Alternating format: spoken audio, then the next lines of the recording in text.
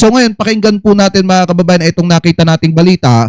Galing po dito sa DZMM Teleradyo. Sabi po dito, Defensor denounces COMELEC decision on Marcoleta alleged election offense mga kababayan. So hindi raw matanggap po ni Defensor yung naging resulta ng desisyon mga kababayan ng COMELEC kasi nga pinakakasuhan po etong si Defensor. So ito i-play po natin. Tinatikos ang desisyon ng COMELEC sa election offense laban kay Senador Rodante Marcoleta sa botong 6-0 at isang abstention. Iniutos ng COMELEC ang bank na itigil ang investigasyon dahil kulang ang ebidensya sa sinasabing irregularidad sa isinumiting Statement of Contributions and Expenditures o SOSE ng senador. Sa halip, inirekomendang sampahan ng election offense ang mga campaign donors kabilang sina dating Congressman Mike Defensor, Joseph Espiritu at Aristotle Viray dahil sa kabigo ang magsumite ng report sa kontribusyon sa loob ng 30 araw matapos ang halalan. Inakusahan ni Defensor ng double standard ang COMELEC dahil pinagsasampahan ng reklamo ang mga donor.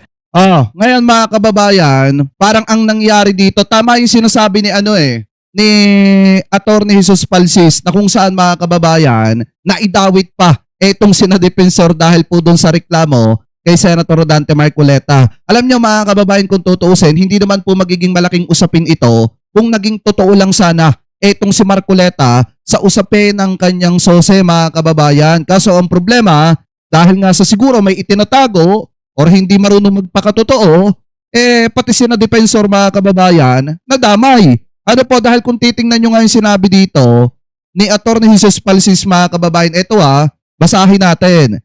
Sabi dito, Mike Defensor, ayon daw po kay Mike Defensor, yung kay Marcoleta, dismiss na. Ba't kami ang makakasuhan? Parang akyat bahay. Yung pumasok, walang kaso. Yung tumulong, may kaso. Ganyan ang analogy, Bong Suntay.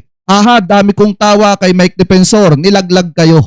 Kaya nga di ba? Kasi mga kababayan, ang nangyari doon kay Marcoleta talaga, ang napahamak saglit na si Marcoleta dahil do sa hindi pagiging totoo ni Marcoleta sa pagdideklara ng kanyang perang tinanggap doon sa kanyang sose, galing po doon sa mga donor at hindi niya inilagay doon sa kanyang sose, napahamak etong sina Defensor at yung iba pa na nagbalasakit lang naman dito po kay Marcoleta. Kaya nga kung tutuusin, para sa akin in my personal opinion, Defensor, dapat ang sinisisi mo Mike Defensor ay walang iba kung hindi si Marcoleta. Hindi mo pwedeng sisihin ang COMELEC.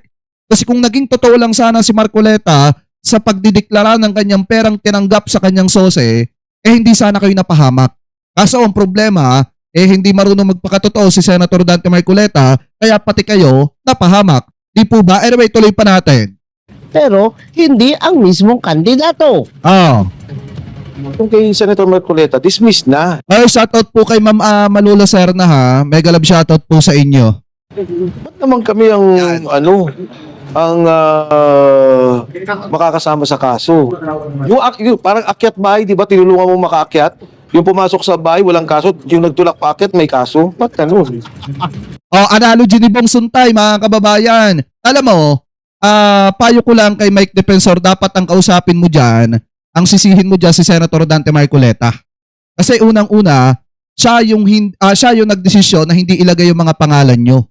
At kung totoo man yung sinasabi ni Marcoleta na kayo yung nakiusap sa kanya na wag ilagay yung mga pangalan nyo, abay kasalanan nyo yan. Kung bakit kayo ngayon ang naharap sa problema saglit na si Marcoleta. Di po ba? Parang ang nangyari dito mga kababayan, DD shit versus DD shit. Yung katangahan ng isa, ipinahamak yung isa. Ano po mga kababayan? Anyway, tuloy pa natin. Nauna na ring inabsuelto ng COMELEC si Senator Francis Escudero sa reklamong kaugnay ng pagtanggap ng donasyon. Ito yung masaklap dito mga kababayan. Talagang hindi po katanggap-tanggap ito. Kasi biruin nyo, mismong yung contractor mga kababayan na may ongoing project, umamin na nag-donate ng 30 million pesos dito po kay Chis Escudero mga kababayan. Tapos ang ending, mantakin nyo, na-dismiss pa sa COMELEC. Di po ba mga kababayan? Partida, yung contractor na yun may ongoing project. sa ating gobyerno mga kababayan. Na kung tutusin, bawal na bawal po talaga. Pero ang nangyari nga dito mga kababayan, saglit na papanagutin itong mga ito, abay na-dismiss pa yung kaso. Anyway, tuloy pa natin. sa kontraktor para sa kampanya noong 2022 election. Oh, ayan na. Ngayon ang analogy ni mga kababayan, ang analogy ni Mike Defensor para daw pong akyat bahay. Yun daw pong magnanakaw ay tinulungan mo makakyat ng bahay, pero yung magnanakaw ligtas at yung tumulong, yun po ang napapapanagot.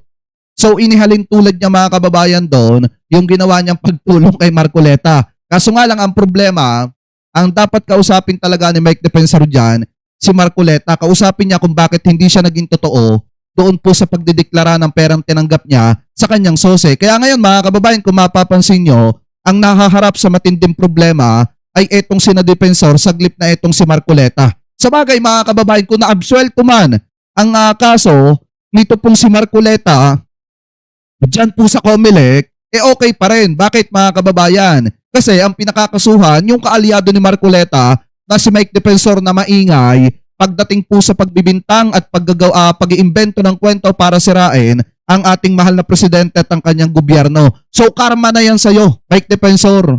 Karma na yan sa'yo. Yan nangyayari sa'yo ngayon, na ikaw na nagbagandang loob na tulungan si Marcoleta pero ang dating parang nailaglag ka pa. Karma na yan sa'yo. Dahil sa mga paninira mo sa pamahalaan ni PBBM, dahil sa paninira mo kay presidente.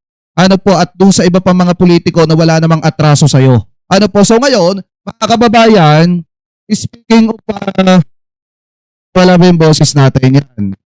Wait lang yan. So ngayon mga kababayan, speaking of pagiging boplax ng mga DD-shit, eto pa yung isa. Eto basahin natin. Yan.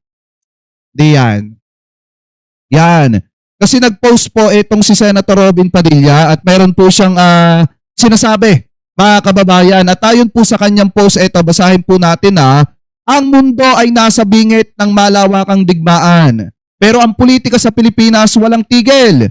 Isa lang masasabi ko sa inyo, pasalamat kayo at Ramadan pa. Yan yung sabi ni Robin Padilla. Pero mga kababayan, kung iisipin nyo po, sino po ba ang namumulitika? Di po ba ang malimit mamulitika ay yung mga kaalyado ni Robin Padilla?